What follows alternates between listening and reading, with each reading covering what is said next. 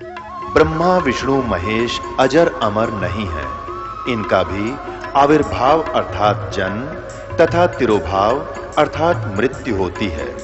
प्रमाण के लिए देखिए देवी भागवत महापुराण। ब्रह्मा, मैं, विष्णु और शिव ये तुम्हारी प्रभाव से जन्मवान है। हम तो जन्मवान है, हमारा तो जन्म होता है और मरते हैं, नित्य नहीं है, हम अविनाशी नहीं है। फिर इंद्रादि दूसरे देवता नित्य किस प्रकार हो सकते हैं? कृपया अवश्य सुनिए जगत गुरु तत्वदर्शी संत रामपाल जी महाराज के अमृत वचन।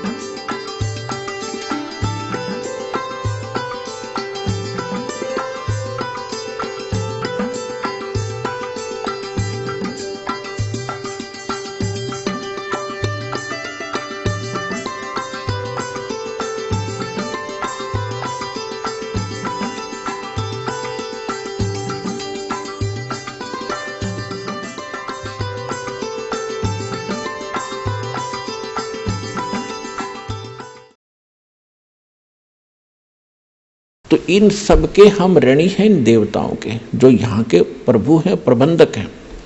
इनसे हम बाइज्जत निकलने के लिए इनकी मजदूरी हम न करके अपना यहाँ भी काम चलाना है, इनका टैक्स भी भरना है, तब हमारी भक्ति सही चलेगी। तो प्रथम मंत्र आपको दिया जाता है, इन देवी देवताओं की मजदूरी है, ये पूजा नहीं है। अब यहाँ भी एक स्पष्ट करना चाहेगा दास कि भक्ति, पूजा और साधना मंत्र क्या है। साधना तो एक मजदूरी होती है और पूजा एक हृदय से समर्पित भाव होता है, जिसको हम प्राप्त करना चाहते हैं, जिसको हम पाना चाहते हैं, जिसके हम हैं। अब जैसे पति भर्ता लड़की होती है, वो अपनी ज्वाइंट फैमिली में रहती है, सह परिवार होता है, जैसे जेठ भी, जेठानी भी, देवर भी, देवरानी भी, सास ससुर भी, ननद भी, सभी होते हैं।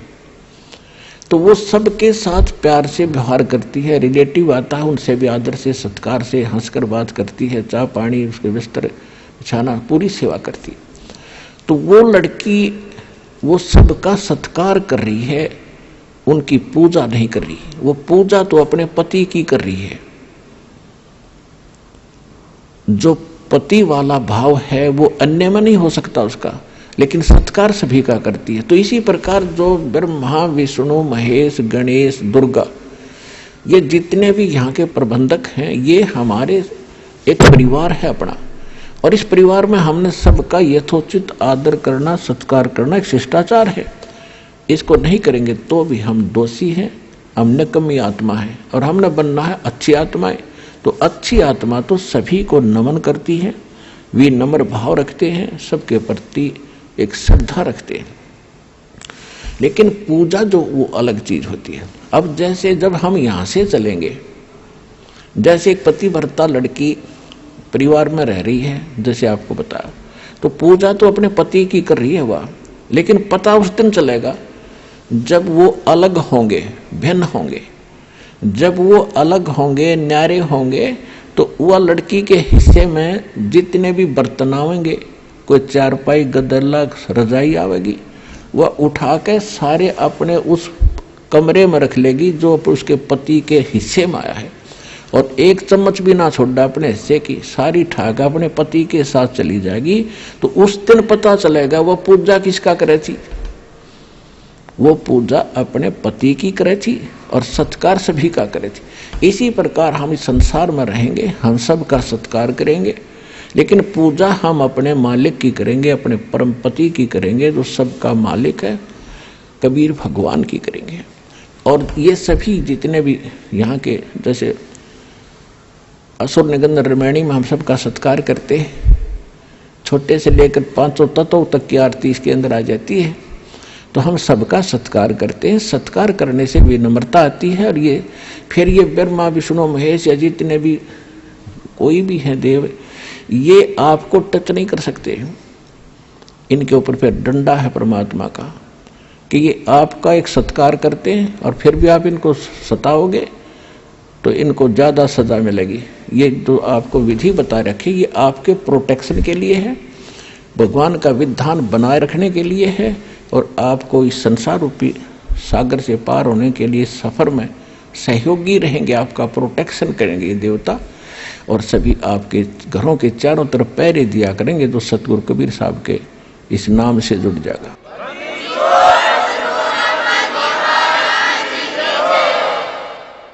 क्योंकि जैसे कोई प्रधानमंत्री या राष्ट्रपति का कोई नुमाइंदा है, कई शहर में रह रहा है, तो उसकी सुरक्षा और उसकी इज्जत की रक्षा, धन की रक्षा करना वहाँ के मुख्यमंत्री की जिम्मेवारी होती है। और मुख्यमंत्री नीचे डीसी और एसपी को सतर्क कर देता है कि इस आदमी का कोई उकसुक होगी, किसी सुविधा में कमी आ गई, तुम्हारी खैर नहीं है। तो चारों तरफ चक्कर काटते रहते हैं वो। और एक बार जरा सा भी कोई उकचुक कर दे 2 मिनट में पुलिस डालेगी उसके पास। तो इसी प्रकार आप उस परम पिता के नुमाइंदे बच्चे हो जाओगे जिस दिन से आप सतलोक आसन बरवाला जिला हिसार हरियाणा से जुड़ जाओगे। आपकी सुरक्षा के लिए वहाँ ऐसे खड़े रहा करेंगे, देवी देवता चारों तरफ घूमया करेंगे आपके, कि देखो भूत प्रेत आके बकवाद ना कर दे।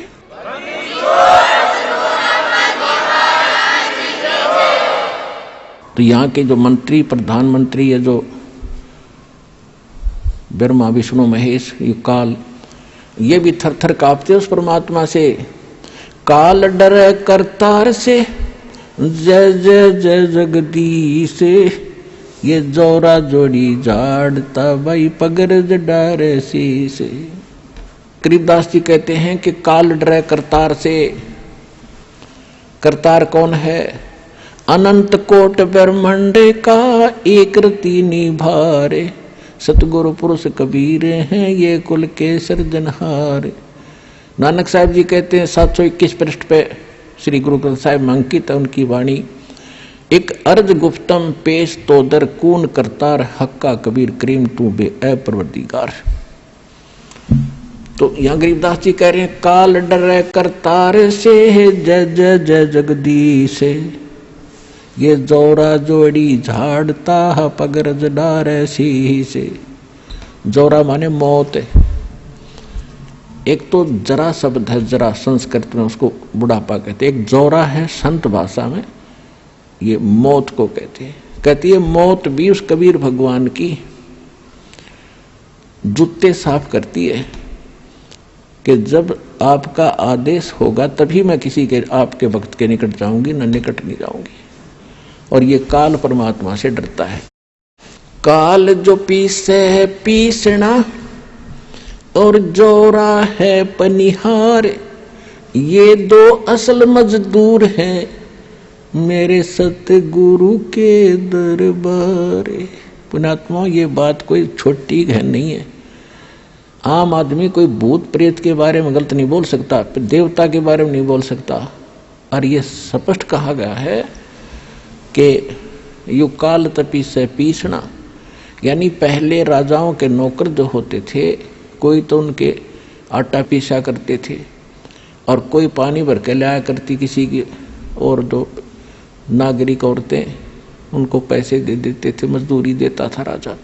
तो यहाँ परमात्मा कहते हैं ये ज्योत स्वरूपी निरंजन, ये 21 ब्रह्मांड का मालिक ब्रह्म, ये तो कबीर भगवान का पीसना पीसता है, यानी उसका नौकर है, उसके आदेश से चलता है। सब कुछ समझाने के लिए ये सब वाणी बोली है।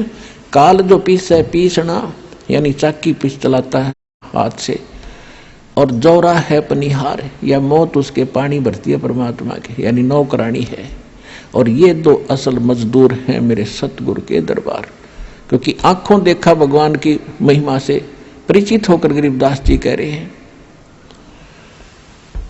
तो यहां प्रसंग जो चल रहा है कि सत्कार और पूजा और साधना में, सत्कार में अंतर होता है। साधना और पूजा में अंतर कैसे होता है एक और उदाहरण देते हैं आपको। जैसे हम ये मंत्र जाप करते हैं, बाकी एक नाम को छोड़ के, सार नाम को, बाकी तो ये अन्य मंत्र यहीं के हैं सारे, कुछ आपको पता ही है। लेकिन हमारा उद्देश्य, ये तो हमारे इंस्ट्रूमेंट हैं, ये हमारे औजार हैं उस पूज्य वस्तु को पाने के लिए। जैसे हमने हैंडपंप लगाना है, तो हैंडपंप लगाने के लिए हम जो भी साधन प्रयोग करेंगे वो तो साधना है, वो हमारी पूज्य नहीं है।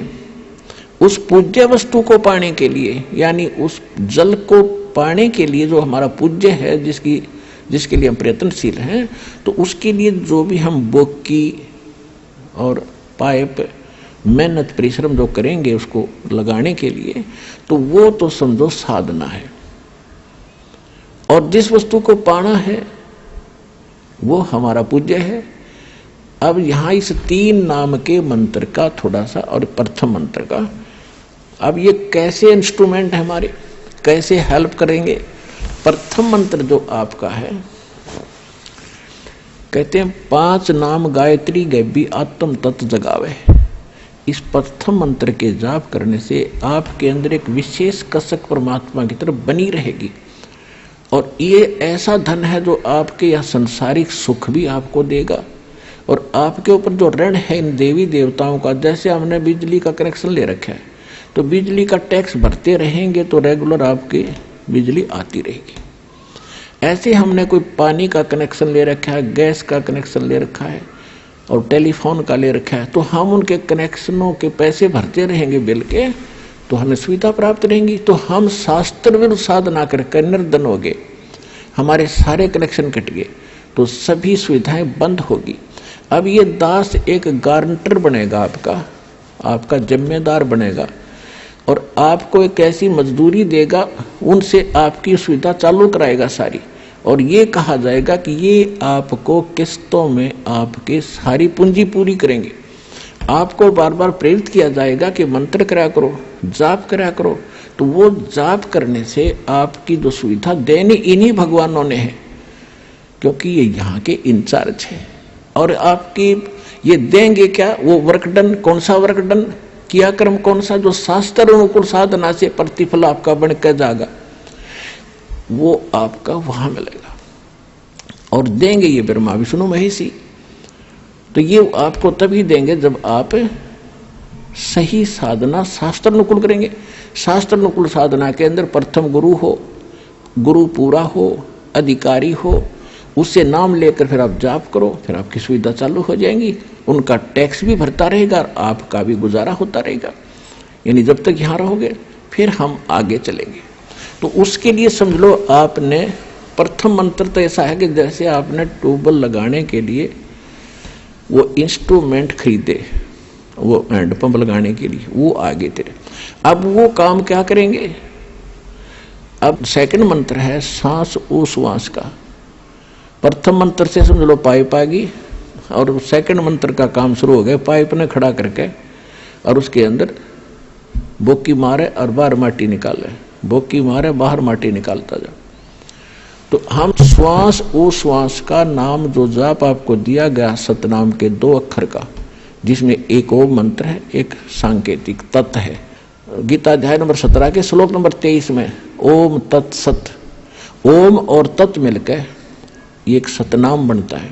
तो इस 2 अक्षर का नाम है सतनाम। इस 2 अक्षर के मंत्र का नाम सतनाम, सतनाम माने सच्चा नाम, इसको सतनाम भी कहते हैं, सच्चा नाम भी कहते हैं। तो इस सतनाम का काम है 2 अक्षर के का। जैसे एक मंत्र बाहर छोड़ते एक अंदर लेते, तो ऐसे बोकी नीचे मारी बाहर निकाली, बोकी मारी नीचे बाहर निकाली मिट्टी, और फिर धीरे धीरे पाइप नीचे जाती गई। पाइप पहुंच गई जल तक, जहां जल आ गया। तो ये काम हो गया सतनाम का। बोकी ने अपना काम कर दिया। अब इसके बाद फिर सार नाम, उस सार शब्द का काम शुरू होगा। वो रह गया हैंडपंप जो ऊपर मशीन लगाया करें। ये सार नाम कहो, सार शब्द कहो, आदि नाम कहो, इसकी भी मेहनत करनी है, इसको भी चलाना पड़ेगा, तभी वो पूज्य वस्तु प्राप्त होगी जब जल सर्व मिलेगा आपको। तो गीता अध्याय नंबर 17 के श्लोक नंबर 23 में होता है कि 3 मंत्र का जाप है उस जल को पाने का, ये मंत्र है उस सच्चिदानंद घन ब्रह्म के पाने का। ये सभी मंत्रों की हमने साधना करनी है, तब पूज्य वस्तु सच्चिदानंद घन ब्रह्म यानी पूर्ण परमात्मा प्राप्त होगा। ये है विधि।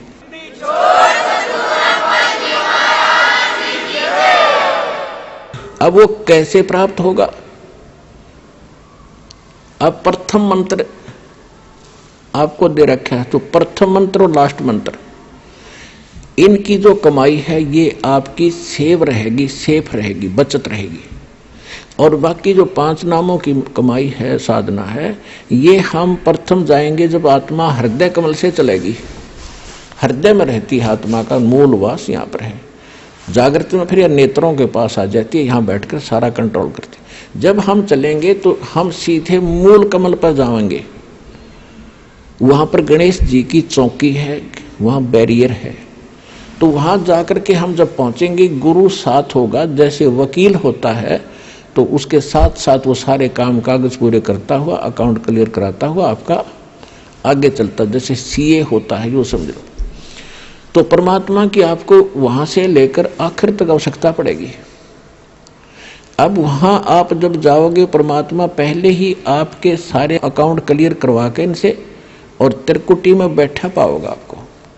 जब आप यहां से चलोगे, संसार छोड़कर मूल कमल में जाओगे, जहां गणेश जी का कमल है, तो वहां आपके अकाउंट क्लियर, सारे क्लियर पाओगे और आपको तुरंत रास्ता दे दिया जाएगा। चलो जी जाओ, आप कागज पूरे आपके, जाइए। फिर आप आओगे सावित्री ब्रह्मा जी वाले कमल में, जिसको अधिष्ठान चक्र कहते हैं, स्वाद चक्र भी कहा है। इसी तरह वहां से आपको क्लीन चिट तैयार मिलेगी, आप जाइए।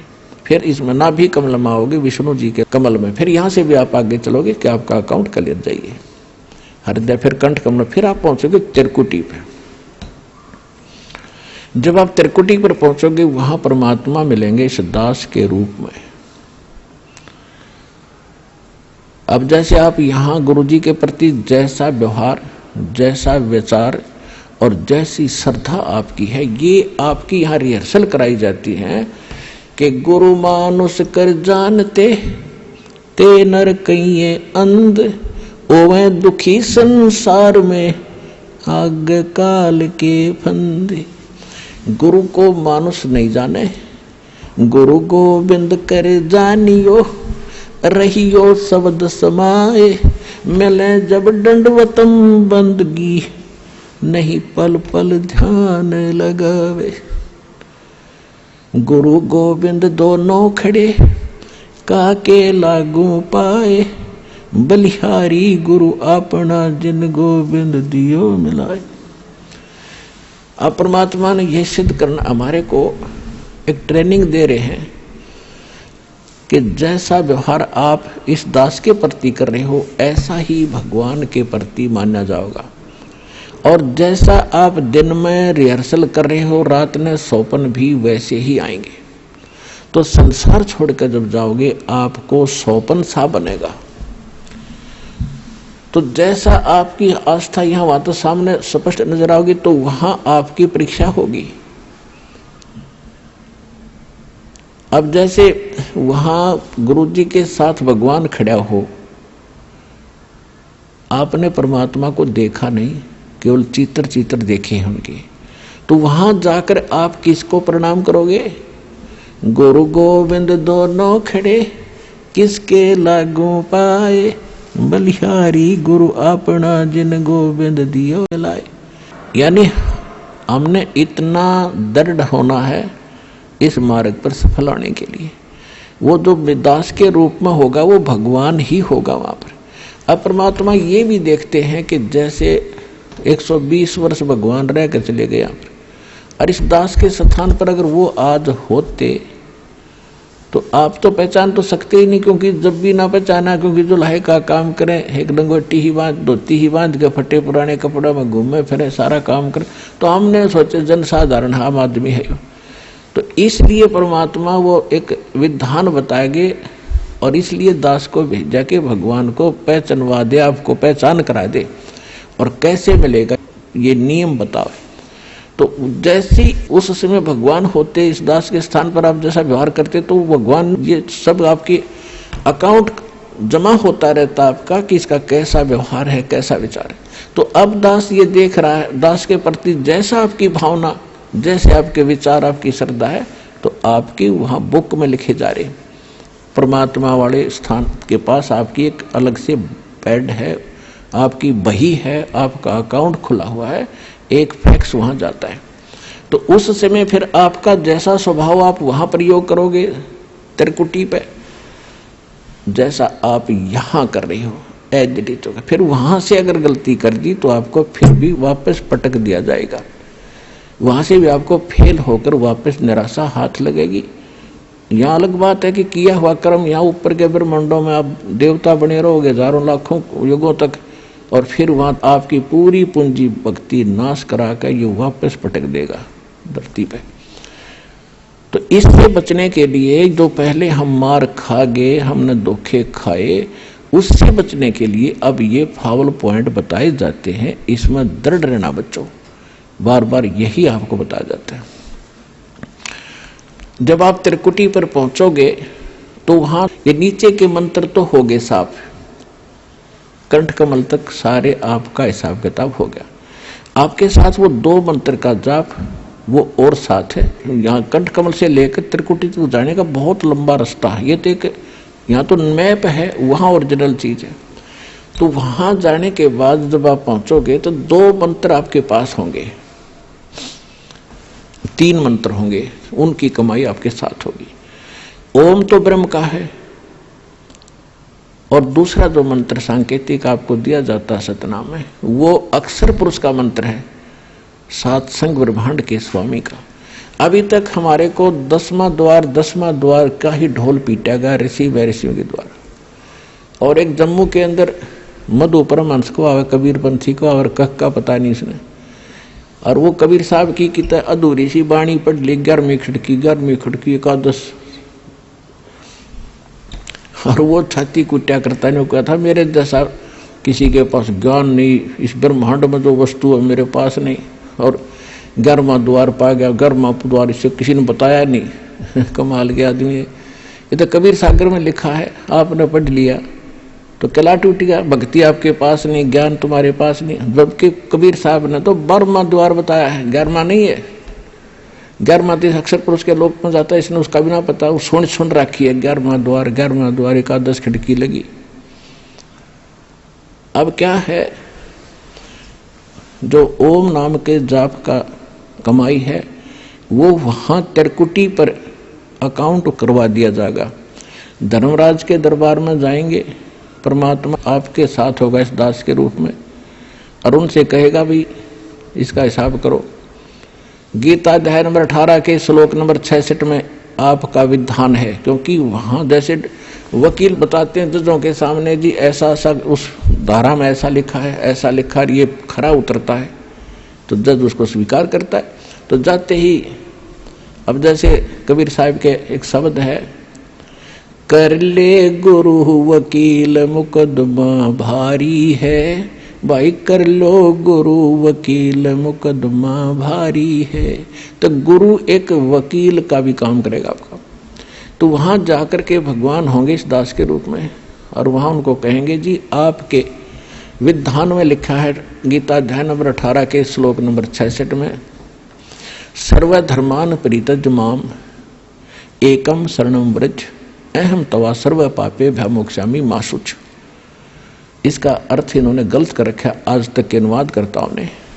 इन्होंने क्या कर दिया, श्री कृष्ण जी कह रहा है, श्री कृष्ण न मान रही थी तो कि तू सब धर्मों की सब पूजाओं को छोड़कर एक मेरी शरण में आ जा, फिर मैं तुझे सब पापों से मुक्त कर दूंगा। गीता अध्याय नंबर 2 के श्लोक नंबर 7 में अर्जुन पहले ही कह रहा है कि मैं आपकी शरण हूं, आपका दास हूं, मेरी बुद्धि अब काम नहीं कर रही, मैं युद्ध करूं कि ना करूं, मुझे सीधा मार्ग बता दो, आप मेरे गुरु, मैं आपका शिष्य हूं। अर्जुन तो पहले उसकी शरण में था, ये सट्टे मारे तो के नकल तो थी नहीं इनमें। गीता अध्याय नंबर 18 के श्लोक नंबर 66 का जो अर्थ है, गीता ज्ञानदाता कहता है, अपने आत्माओं दास का उद्देश्य ये केवल राम कथा सुनाना नहीं है, आपको विद्वान बनाना है ताकि आप मार ना खा जाओ, भविष्य में फिर काम ना बिगड़ जाए। और बहुत आसान तरीके से आपको समझाया जा सकता है, 1 बार 2 बार 100 बार बताऊंगा, अपने आप हृदय में समा जाएगी आपके। इस झूठ को हमने लाखों बार सुन लिया तो सच्ची होगी, सत्य को भी सैकड़ों बार सुनोगे अपने आप, सत्य तो है ही सत्य, या तो ऐसा जगह बना देगी फिर कोई टस से मस नहीं कर सकता। गीता अध्याय नंबर 18 के श्लोक नंबर 62 में इसने कह दिया, अर्जुन तू सर्व भाव से उस परमेश्वर की शरण में जा, उसकी कृपा से तू परम शांति को, सनातन परम धाम को प्राप्त होगा। अपने विषय में 8वें अध्याय के 5 और 7 में कह दिया कि मेरी शरण में रहना है तो मेरा 8वें अध्याय के 13वें श्लोक में मंत्र बता दिया, ओम नाम का जाप है, इसको कर, युद्ध भी कर, मेरी शरण में रहेगा तो जन्म मृत्यु तेरी भी होगी मेरी भी होगी। अब ये 18वां अध्याय लास्ट अध्याय है, लास्ट ये मंत्र चल रहे हैं, अंतिम मंत्र अंतिम अध्याय गीता अध्याय नंबर 18 के श्लोक नंबर 62 में उसने कहा। अब 63 में वो कहता है कि अर्जुन इब तू सोच विचार कर ले, जो मैंने गुप्त से गुप्त ज्ञान आज तक किसी को नहीं बताया वो तेरे को बता दिया। ये गीता का जो ज्ञान है ये अति रहस्य युक्त था, यो आज मैंने तेरे को बताया था, कभी पहले बताया था सूर्य को, और आज मैं तुझे बता रहा हूं। सूर्य ये आग का गोला नहीं, एक देव है अलग से, जैसे बिजली महकमे का बिजली का अफसर होते हैं, मंत्री होते हैं। तो कहता है ये गुप्त से गुप्त ज्ञान मैंने तुझे बता दिया, अब तूने जैसा अच्छा लगे वैसा कर ले। 18वें अध्याय के 64वें श्लोक में कहा कि एक और गुप्त बता देता हूं कि जिसके विषय में 18वें अध्याय के 62वें श्लोक में मैंने कहा कि उसकी शरण में जा, वो मेरा भी पूज्य देव है, इष्ट देव है। ये तेरे हित में बता रहा। 18वें अध्याय के फिर 65वें श्लोक में कहता है कि अर्जुन यदि तूने मेरी शरण में आना है तो मुझे नमस्कार कर, मेरा भक्त बन, चिंता ना कर, तो मुझे ही प्राप्त होगा। फिर 18वें अध्याय के 66वें श्लोक में फिर कहा है यदि तूने उसकी शरण में जाना है तो सर्व धर्मान परित्यज माम।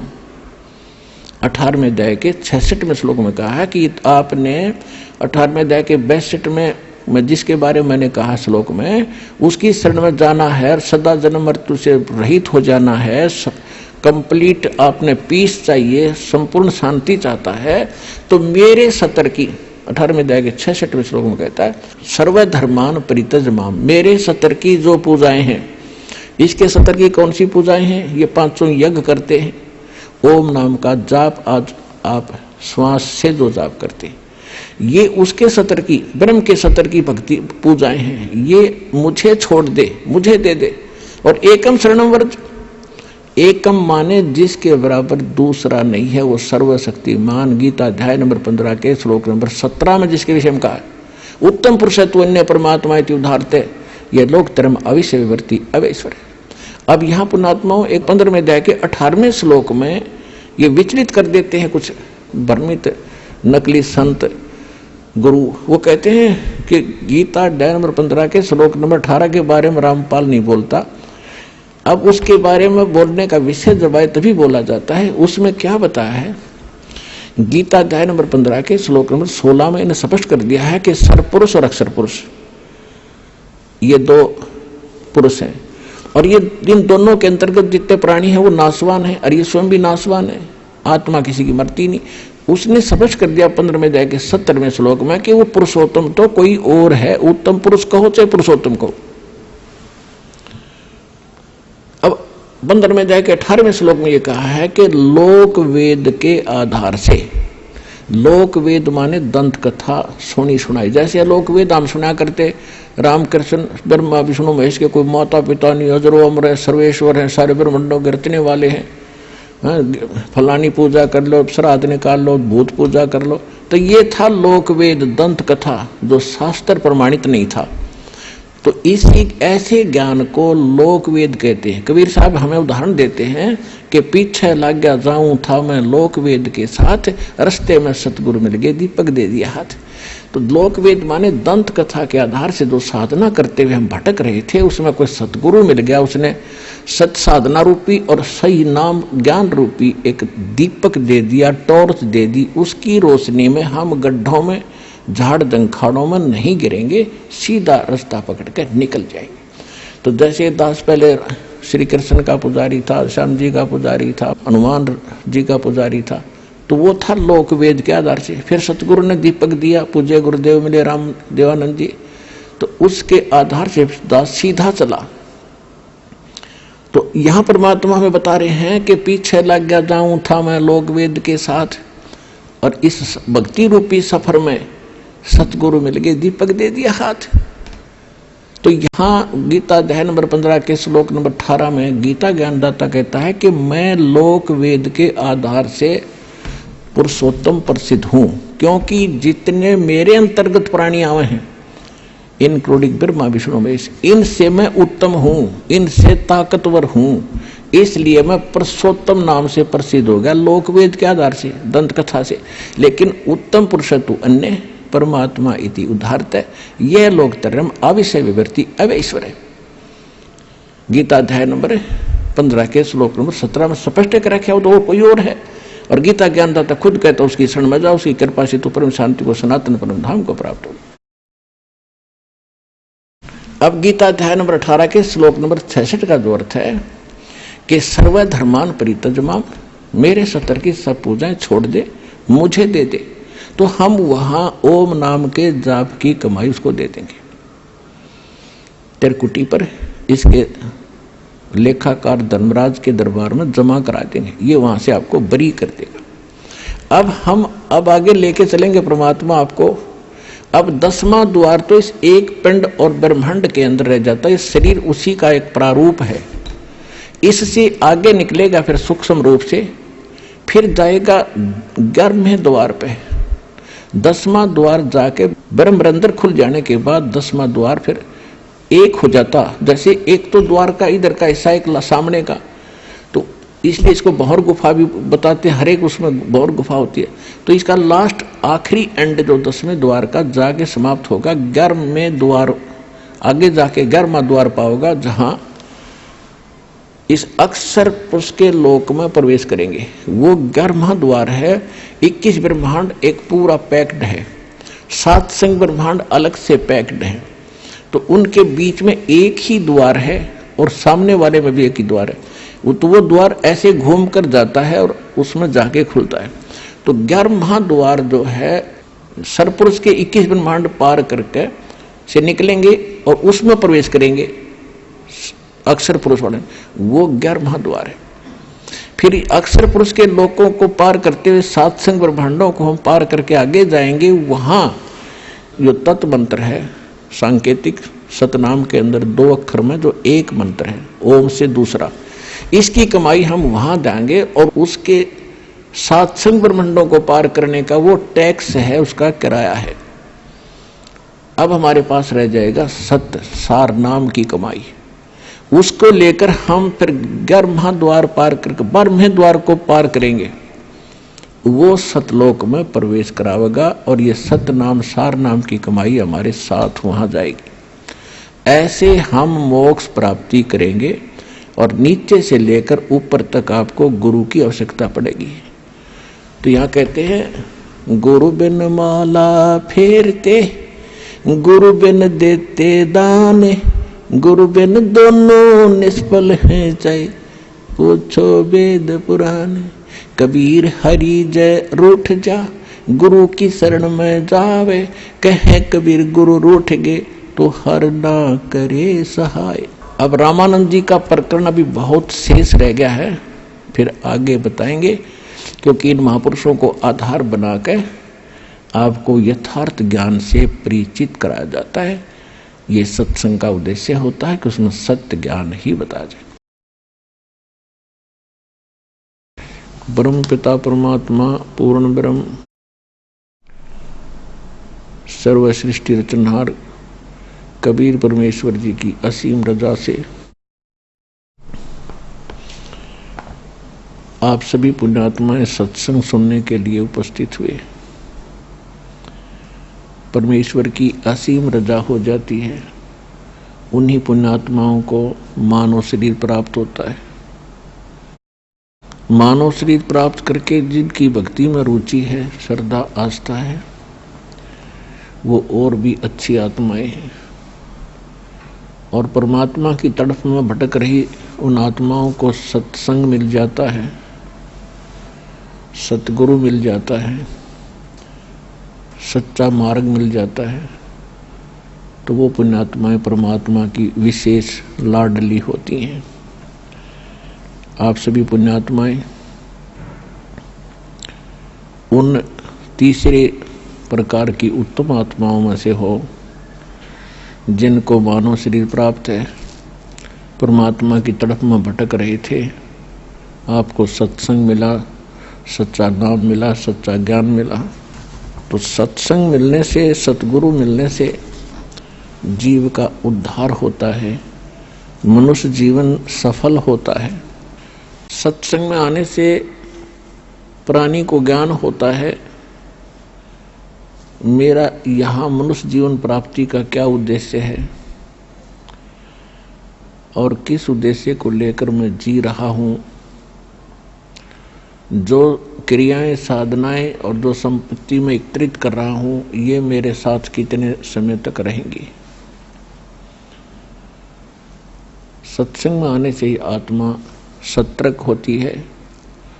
सत्संग से पता चलता है कौन से कर्म करने चाहिए, कौन से ना करने चाहिए।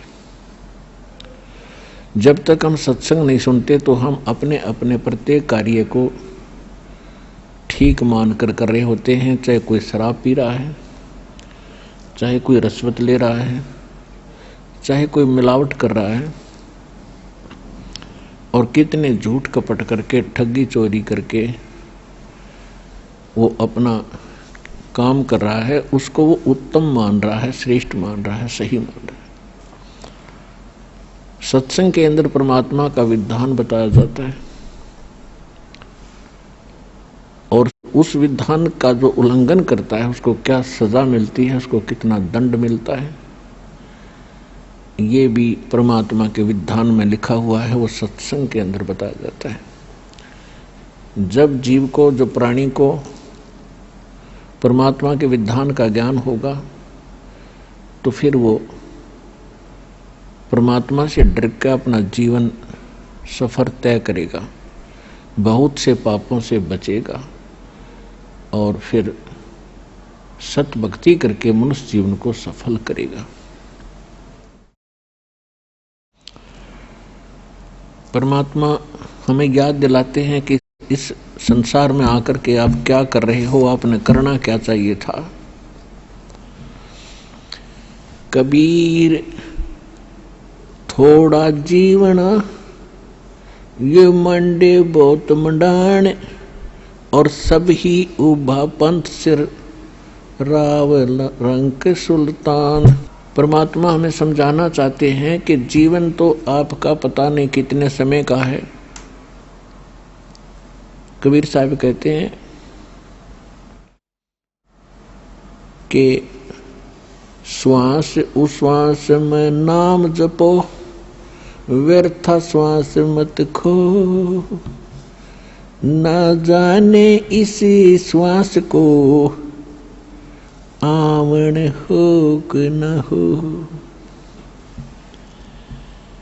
उसके विषय में परमात्मा फिर कहते हैं, कबीर थोड़ा जीवना, ये जीवन थोड़ा, और मंडे बहुत मंडाण, कल्पनाएं पता नहीं कितनी लंबी चौड़ी बना के आपने स्कीम बना कर रख रखी है।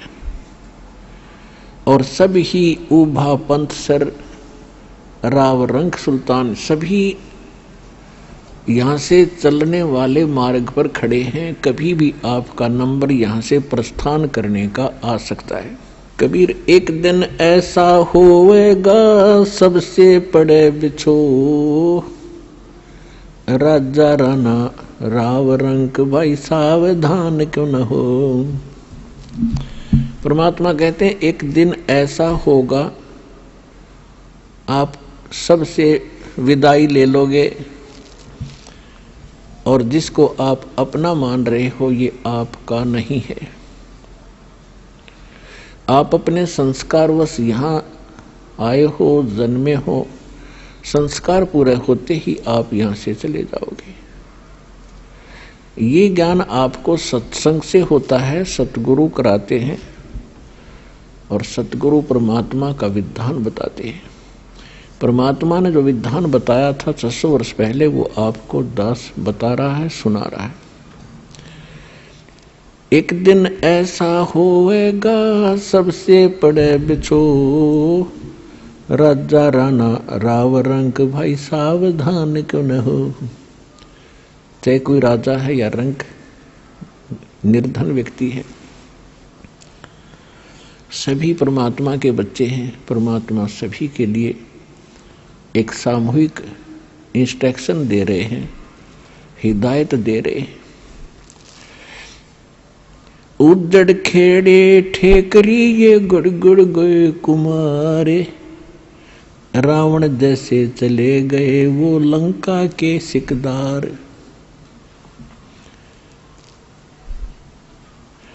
ऊंचा दिखे धौलरा ये मंडी चिती पोले, एक हरि के नाम बिना यू काल मारिया रोड़े। कबीर देवल ढह पड़ा ये ईंट रही संवारे, करते दारा से प्रीतड़ी बाई डहे न दूजी बार। कबीर कहाँ चनावे मैडिया ये लंबी भीत उसारे, घर तो 3.5 हाथ बाई गणा तपोने 4। परमात्मा हमें याद दिलाते हैं कि आप परमात्मा के विधान से अपरिचित और इस नासवान स्थान को स्थायी मानकर अनजानपने में बड़ी बड़ी कोठियां बनाने में अपना अनमोल मनुष्य जीवन नाश कर रहा है। कहते हैं कहाँ चुनाव मैडिया कोठियां और लंबी भीत उसार, लंबी लंबी द्वार खींच रखी थी। घर तो 3.5 हाथ और घना तो 4.25। इस टाइम पास करने के लिए इस लोक में परमात्मा बताते हैं कि ज्यादा से ज्यादा और कम से कम एक मनुष्य ने एक चारपाई पे और एक कमरे के कोने में सोना होता है, और उसके लिए 6 कमरे 10 कमरे बनाओ, ऊपर नीचे कोठी 6 मंजिल की बना कर बैठ गया। तो परमात्मा कहते हैं ये ज्ञानहीन प्राणी के लक्षण होते हैं, जिसको पता नहीं तू कब यहां से चला जाएगा, कब तेरा जाना हो जाएगा। कबीर साहब कहते हैं साथी हमारे चले गए हम भी चालन हारे, कोई कागज में बाकी रही बाई तात लगी है वारे। परमात्मा अपने ऊपर उदाहरण देकर बता रहे हैं कि भाई पिछले इतिहास देख लो, कितने राजा हुए, हम कितने इतिहास पढ़ा करते। राजाओं के उसने उस पर चढ़ाई कर दी, उसने उसको पराजित कर दिया, कब्जा कर लिया। कहाँ गए वो खुद भी? कितनी सेनाएं मरवाई, कितने पाप किए एक राज्य प्राप्ति के लिए, और कितने दिन राज्य किया। अब क्या होंगे वो बने हुए, ये परमात्मा के विधान से उनकी जानकारी होती है। कबीर हरि के नाम बिना ये राजा रसब हो, मट्टी लद कुमार के वही घास न नीरे कोई। एक परमात्मा की भक्ति के बिना इन प्राणियों के संग में क्या बनेगा। चाहे कोई प्रधानमंत्री है, चाहे सारी पृथ्वी का राष्ट्रपति है, परमात्मा की भक्ति के बिना अगले जीवनों में वो पशु योनि में जाएगा और गधे की योनि प्राप्त होगी। उसमें उसको क्या सुविधाएं होंगी अंडरस्टूड है।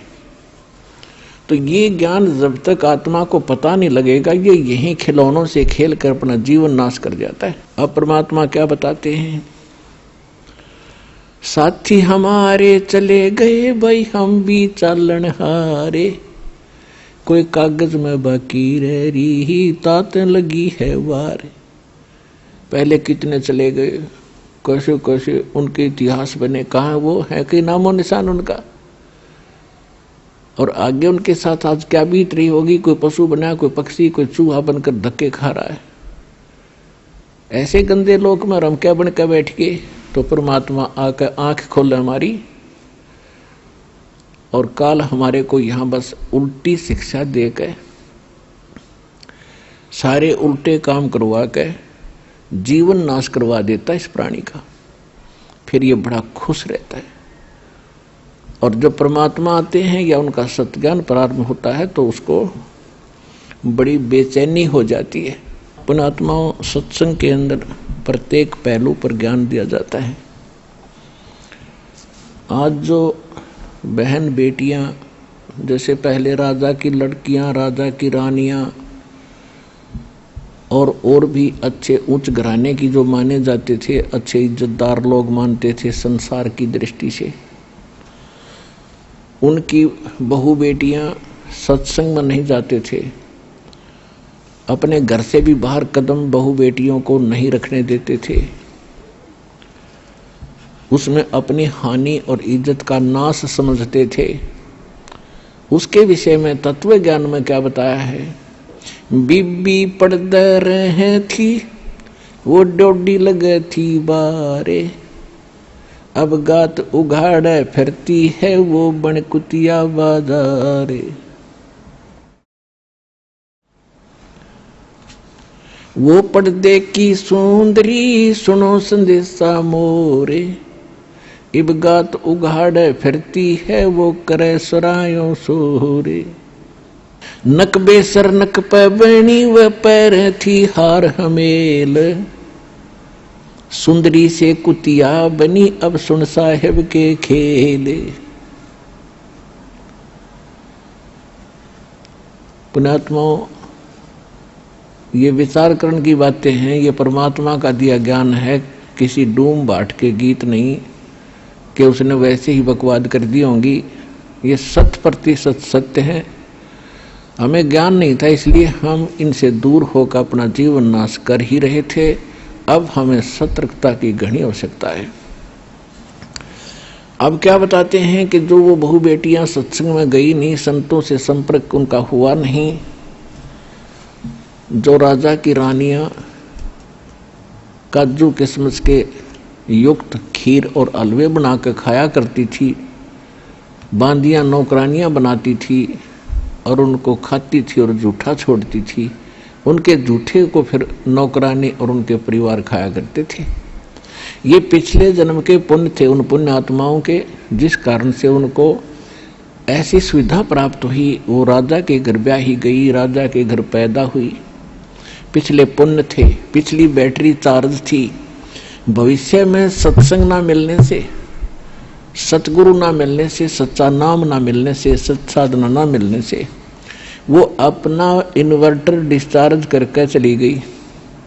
यानी सभी पुण्यों का नाश करके वो अपना हाथ झाड़ कर चली गई। उस समय तो उसकी इज्जत थी कि घर से बाहर ना निकल जा, और पर्दों में रखा करते थे एडी से लेकर चोटी तक, कहीं हमारी बहन बहू बेटियों का हाथ भी किसी को दिखाई ना दे जा, इसमें इज्जत मानते थे। परमात्मा कहते हैं वो तो बात आपकी ठीक है, लेकिन भक्ति नहीं करी, आगे क्या बना उस इज्जत के साथ। वह कुतिया बनकर और पूछड़ ठाए घूम रही है उस गली के अंदर, अब कहाँ गई वो इज्जत। तो पुण्यात्माओं, हम जितना भी काल ने हमें यहाँ शिक्षा दी है वो केवल नाश करने की दी थी, जीवन नष्ट करने की दे रखी थी। अब परमात्मा की इस ज्ञान की रोशनी से हमें पता हुआ लगा कि अब मनुष्य जीवन प्राप्त करके प्राणी और अपनी अकड़ में, इस मान बढ़ाई में और लोक लाज में जीवन नाश कर देता है, उसके आगे उसके साथ बहुत बुरी बनती है। अब क्या बताते हैं, वह बीबी पड़दे रहे थी और डोडी लगे थी बाहर, आगे सामने कई कई पहरेदार खड़े रहा करते थे, कोई व्यक्ति वहां तक पहुंच ना जा। अब कहते हैं गात उगाड़े फिरती है वह बनकुतिया बाजार। वो पर्दे की सुंदरी सुनो संदेशा मोर, अब गात उगाड़े फिरती है वह करे सरायो शोर। कुतिया बनकर धर्मशाला के सामने बैठी है। पहले महलों में रहा करती थी वह इज्जत, आज गली में घूम रही है। अतिथि धर्मशाला में आते थे, खाना खाते थे, और वो रानी कुतिया बन के एक टूक के लिए इंतजार कर रही है, खाने वाले के मुंह की तरफ देख रही है कब टूक तेरी तरफ डाले। और रोटी डाल दी छोटा मोटा टुकड़ा तो 10 ग्राम रेत साथ खा रही है वो। तो पुण्यात्माओं के लिए जल जाना चाहिए। परमात्मा का दिया ज्ञान है। हमने मनुष्य को भी भक्ति की आवश्यकता है और बहन बेटियों को भी परमात्मा की आवश्यकता है। और सबको बराबर का शरीर मिला है, एक जैसी मिट्टी है, एक जैसा परमात्मा ने दिमाग और व्यवहार दिया है। दोनों ही भक्ति करना चाहिए। अपने बच्चों को साथ लावे, अपनी बहन बेटियों को साथ लाए, परमात्मा से जोड़ दे, फिर परमात्मा उनका रक्षक हो जाएगा। तो हम भक्ति ना मिलने से, सत्संग ना मिलने से, हम अपनी सूझबूझ से जितनी अटकलबाजी हमने की वो सारी विपरीत की। अब कबीर साहब कहते हैं, कबीर कुल करनी के कारण ये अंसा गया बिगो, जब कुल के कर लेगा तू 4 पाया का हो। अब तो लोक लाज में आके सत्संग में नहीं आता, ना कोई भक्ति करता,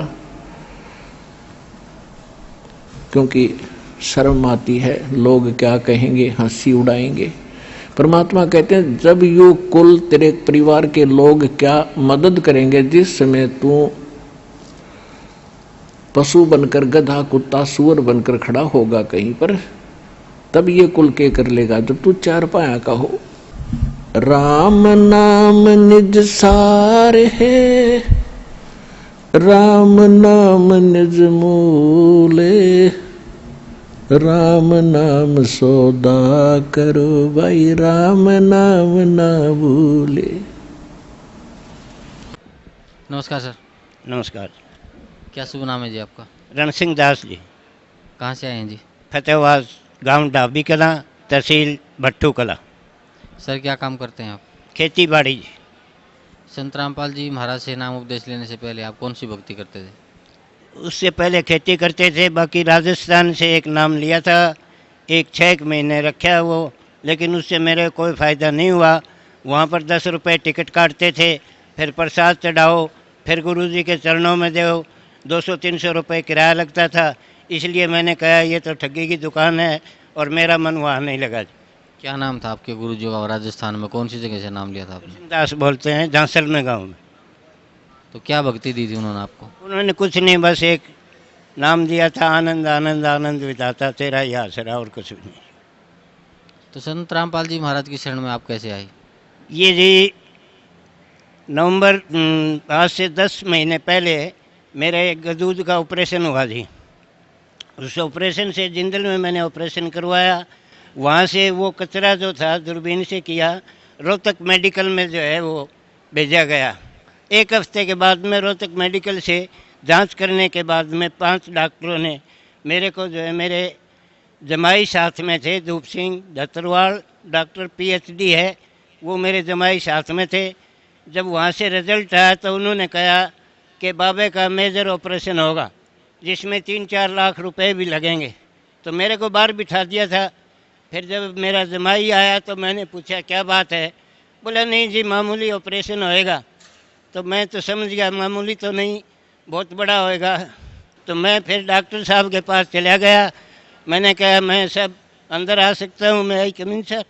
बोले आओ जी। मेरे को स्टूल पे बिठा दिया और पूछने लगे। बोले कोई बात नहीं, 3-4 लाख रुपया लगेगा और मेजर ऑपरेशन हो जाएगा आपका, बिल्कुल ठीक हो जाएगा। मैंने फिर डॉक्टर साहब से ये कहा जी, आप एक तरफ तो मेरे जमाई को, डॉक्टर साहब को PhD पास है, उनको कह रहे थे कि 70 साल से ऊपर का हम ऑपरेशन रेयर केस करते हैं, तो मेरी तो डॉक्टर साहब उम्र 80 साल हो गई, क्या आप मेरे ऊपर कोई एक्सपेरिमेंट करना चाहते हो क्या? मेरी इतनी औकात नहीं है, इसलिए मैं जो है वो मेजर ऑपरेशन नहीं करवाऊँगा। मैंने दुनियादारी देख ली, 80 साल उम्र हो गए, बच्चों के मुंह से जो है वो रोटी का टुकड़ा मैं नहीं छीनना चाहता, इसलिए नमस्कार। मैं बाहर आ गया। मेरी लड़की ने यहाँ नाम ले रखा है गुरुजी से, संतोष नाम है। उन्होंने कहा पिताजी बाद में देखेंगे ऑपरेशन वगैरह। और मेरे को जो है वो मेरी बच्ची ने जो है ज्ञान गंगा पुस्तक दी कि आप फालतू टाइम में पिताजी ये पढ़ लिया करो। मैंने सन 56 में हायर सेकेंडरी बॉम्बे से की थी जी। मैंने उस पुस्तक को, ज्ञान गंगा को, 2 बार पढ़ा। उसके बाद में शुक्रवार का दिन था और सितंबर का महीना था। 13 तारीख को मैंने लड़की से फ़ोन किया।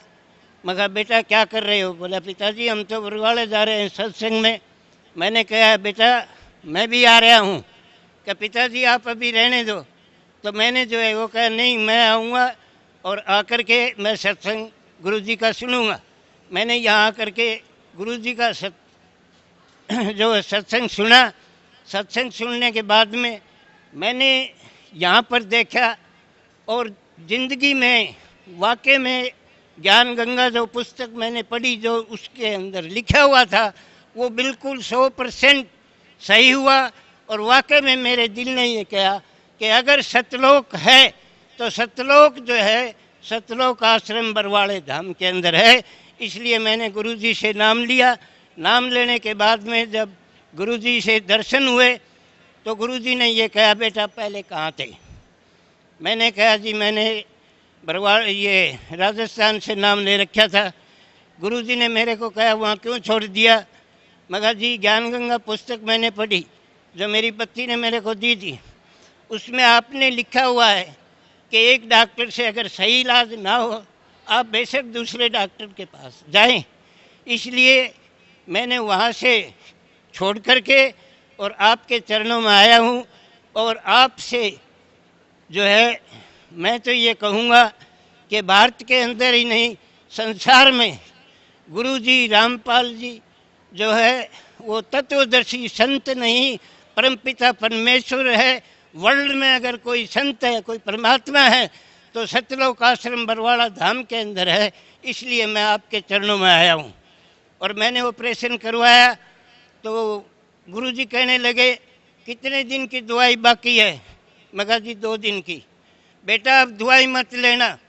उस टाइम में गुरुजी ने मेरे सिर पे हाथ रखा, आशीर्वाद दिया। और उस टाइम में मैंने ऑपरेशन करवाया था। मेरा वज़न 60 किलो था, आज 64 किलो 64 किलो वज़न है। अच्छी भूख लगती है और कोई किसी किस्म की तकलीफ़ नहीं है। उसके बाद में मुझे सतनाम मिला। फिर मैंने मेरे पोते को नाम दिलाया, पोती को नाम दिलाया, घरवाली को नाम दिलाया। और आज मेरा सभी परिवार जो है सुख और शांति से अपना जीवन निर्वाह कर रहे हैं। सर परम संत सतगुरु रामपाल जी महाराज से नाम उपदेश लेने के बाद आपकी बीमारी ठीक हुई, आपको जो कष्ट था वो दूर हुआ। तो सर भगत समाज को क्या संदेश देना चाहते हैं आप? भगत समाज को तो फिलहाल मैं यही संदेश देना चाहता हूँ कि जिस आदमी का जैसा तजर्बा हो उसी के हिसाब से दूसरे को गाइड करना चाहिए। तो मैं तो यही कहूँगा कि सुबह का भूला हुआ अगर शाम को घर आ जाए तो उसे भूला हुआ मत समझो। इस दास ने जो है 80 साल की उम्र वैसे ही भाट जोकते जोकते कभी किसी के पास चला, कभी कहीं चला गया। लेकिन मुझे को आज तक कोई भी तत्वदर्शी संत 10 महीने से पहले मेरे को कोई ऐसा गुरु नहीं मिला जो पूर्ण परमेश्वर महाराज हो। और मैं यही सभी भक्तों को कहना चाहता हूँ कि सुबह का भूला शाम को घर आ जाए तो उसे भूला ना समझो। इसलिए मेरा तो यही हाथ जोड़ करके सभी भक्तों से, माताओं से यही अरदास है, यही प्रेरणा है, यही संदेश है कि आप जल्दी से जल्दी अपने जीवन का कल्याण करवाएं और सतलोक आश्रम में रामपाल जी महाराज से नाम लेकर के अपना जीवन सफल बनाए। सत साहेब बंदी छोड़ गुरु रामपाल जी महाराज की जय। जी धन्यवाद आपका बहुत बहुत।